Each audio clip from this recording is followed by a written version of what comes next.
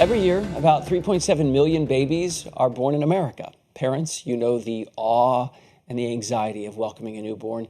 And tragically, the number of American infants dying is going up. More than 20,000 babies died before they turned one in 2022.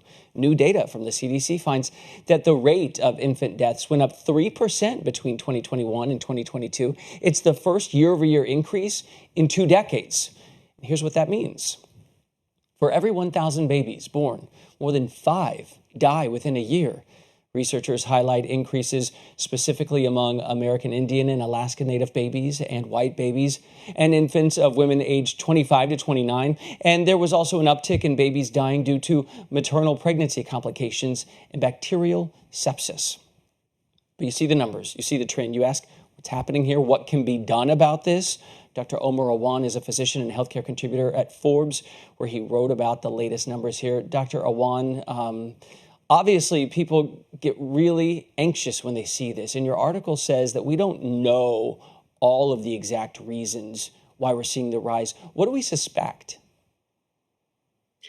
Well, I think it's interesting because infant mortality in America is usually linked to, things like birth defects, low birth weight, preterm birth, injuries from things like suffocation, and even complications from mothers that are medically oriented, things like diabetes, eclampsia, preeclampsia. So those are things that are generally related to infant mortality. But the reality is we don't know. We don't know why this year was different, or in 2 decades why it's increased 3%. And I think this is really a call to action for all of us, and a wake up call for all of us to really investigate why it is that, we're allowing more babies to die compared to previous years.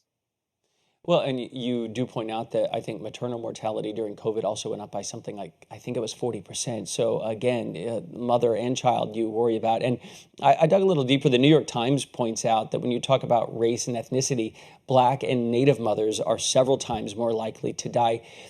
What about socioeconomics, Dr. Awan? What role, if anything, does money play, essentially?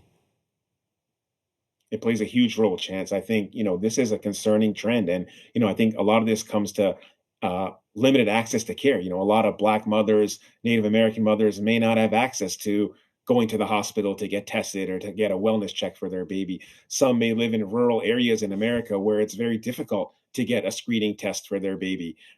Some may lack insurance, which is other barriers that prevents them from getting tested. And I think there's an important consideration here, which is structural racism. And I think that we must talk about that. A lot of Black Americans and Black moms feel that they're not heard by their physician. They feel that, they're not taken seriously. And this is deeply troubling.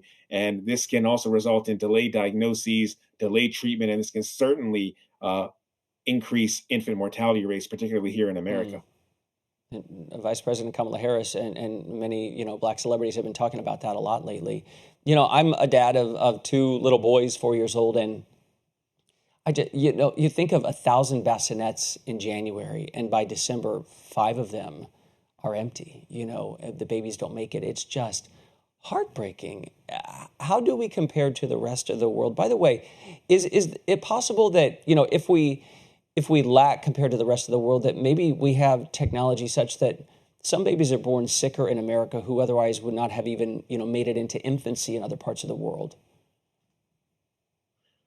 That's partly true, Chance. I think, comparing America to the rest of the world, we're not doing particularly well, unfortunately. There was a study or a result that showed, comparing 200 countries, America ranks 50th with respect to the highest infant mortality rate. And there are at least a Wow. dozen countries that are developed countries that have lower infant mortality rates than America. Countries like Australia, Sweden, Japan, they all are doing much better than us. Now, there is a caveat to this because the way infant mortality is judged or assessed is different in different countries. So, for example, in America, we count all babies that have died from pregnancy on to their first year of birth as infant mortality.